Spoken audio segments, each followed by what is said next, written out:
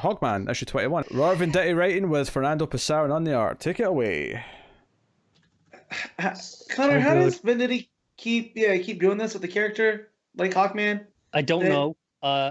I cannot believe how much I'm in love with this book. just I feel like too like Green Lantern always works good with who the characters surround whenever Lantern's getting the story told about him, right? That's why we kind of like Hal and Pal so much. Where he had Space Cavi showing up, and I'm trying to think of some of the other characters. Oh yeah, they can't right now. The guy in But Arcalo stuff that we had going yeah, on. right. And here we've managed to get a supporting cast out of Hawkwoman, right? Out Yeah. of the Atom, and now Adam Strange. And it didn't dawn on me until now that both of them were archaeologists, so of course they would hit it off. Yeah. Yeah. And So there's some really funny jokes in this where at one point Hawkman, Adam, calls for, I think she's talking to Atom. yeah, No, it's Adam she's talking to. uh-huh. And Atom also answers like, yeah, thinking, Yeah, over the comms that they just sound really similar. And then she's like, oh, fine, Strange. yes. Atom or Adam, which one? Yeah. And that's where she says that. But yeah, so Adam is in his microship, and he's put himself close to the eye, to the ocular nerve, so he can see what's going on, and he realizes what's going on. That whatever this reincarnation is, Carter is still there. Yeah, because he's seen that. Oh no, he's talking to himself, and he wouldn't be doing that if our our personality wasn't in there. Right.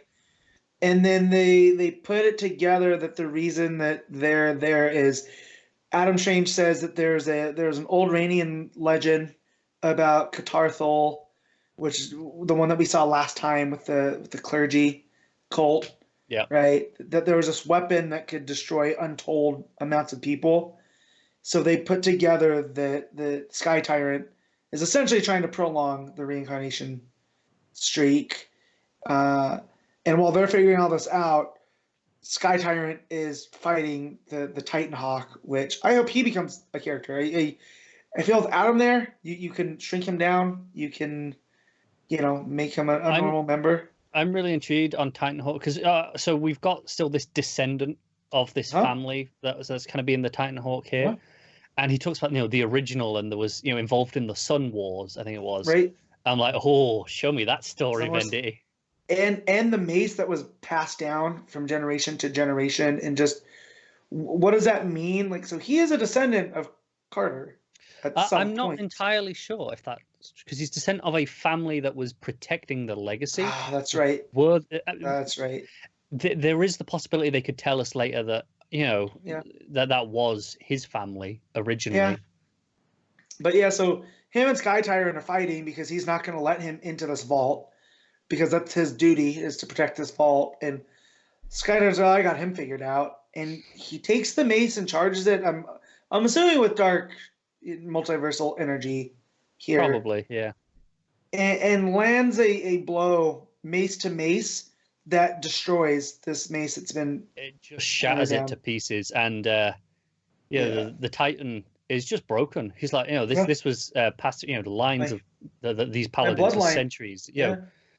This belonged to the original. First wielded by Titanhawk in the War of Suns. Yeah, I'm like, oh man, this means a lot to him. Yeah, and then Sky Tyrant does dirtbag things and knocks him out. He's still around. That's why I'm hoping that we seem to be picking up these characters.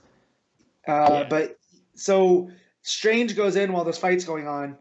Adam gets out of there, packs his ship because he doesn't want it to cause any clots around there, which I love. Strange is like, please never get inside my body. Yeah, please never. So Strange goes in there being an archaeologist and gets this key to the weapon, and barely makes it out because the temple starts crumbling. Like a little bit of rock with some symbol on it. Yeah. I feel like I've seen it before somewhere. Me too. That was going to be my point. That it feels familiar in that we've seen pieces of this. It's almost like when Carter was time traveling, time and space traveling.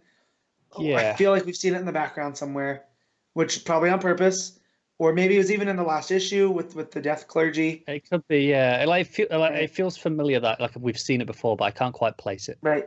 So because of this fight that with the Titan Hawk and him, it also knocked out Sky Tyrant. So they're able to collect him and basically put him in a stasis tube. That Adam's like, well, he's fighting the infection of this dark metal, so it's only a matter of time. But now he's just closer to the key because they're on the Hawk ship. Yeah, and then the final panel is Sky Tyrant locked up in the cell, his helmet and mace next to the key on the table outside his cell, and then the key lights up like this rock, and I said there were these symbols in it, and they glow blue. Yeah, and it's like what's activated it? Yeah, I can't get over how Venditti, who was a writer, I was not sold on. I read this, saw some Indiana Jones stuff in the first issue. I was like, well, I'm in for this. It's literally because this might be my favorite book month in, month out at this point. It is up there. Like, it is so consistent. Like there are often other books that have better issues than this. Mm-hmm. Like there are books where I'll go, oh, that was like a 9.5. That was amazing. And this book has rarely gotten that high.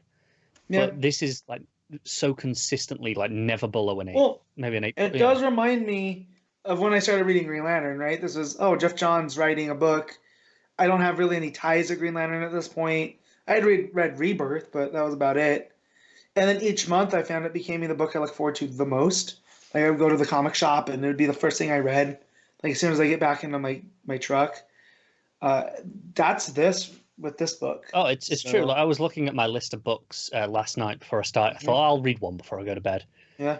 And I was like, do you know what? Nothing was really exciting me except for Hawkman. Like, I've been really enjoying Harley and Ivy, and it was good. And there's Dollhouse Family, which we'll get to, which I've been enjoying as well, but it wasn't the same. And I wasn't really looking forward to Pennyworth, and I was just or the Flash for that matter, obviously. Right. But then there was this. I was like, oh, I'm excited to read that one. That was the only one that I was excited to read. Yeah.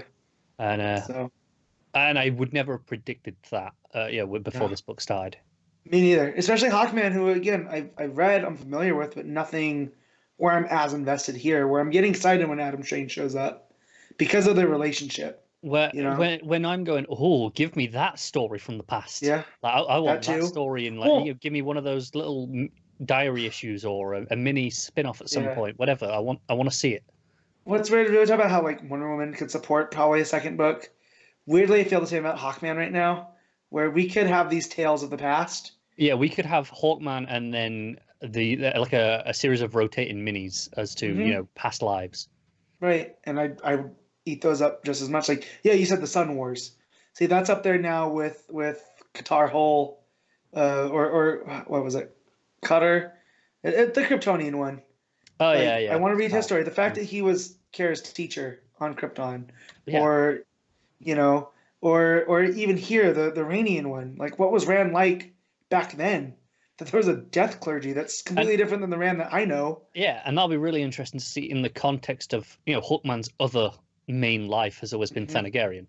Right. That's it's Earthel Thanagar. That are the main two that we've kind of flipped between for a long time. So and obviously Rand and Thanagar have a lot of history.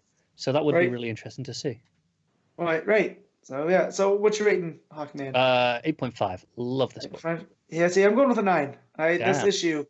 Yeah, for whatever reason, I don't know if it's the Adam Strange, the Adam element, like that entire sequence with Hawkwoman, right? That was pretty great as well. The art is killing it right now. It's doing great on this huge scale fight stuff with the Titan, and then all the archaeology stuff is a lot of fun, and but it's nailing all the characters' faces and reactions a lot. There's a great 2-page spread of it's when the Titans knocked to the ground, and then we've got underneath with Adam, and everything's kind of being destroyed under as he falls to the ground, it's destroying everything underneath him, and it just looks fantastic. Yeah, this feels like one of those books that I read back that I got really excited for because it's biting its own world. Like, this is a tie-in, but it doesn't feel like a tie-in. It's so strange that this is technically a Year of the Villain tie-in, right? Yeah, but it doesn't feel. It just feels like this is the part of the story that Venditti was going to go to anyways. Yeah. With the story he was telling.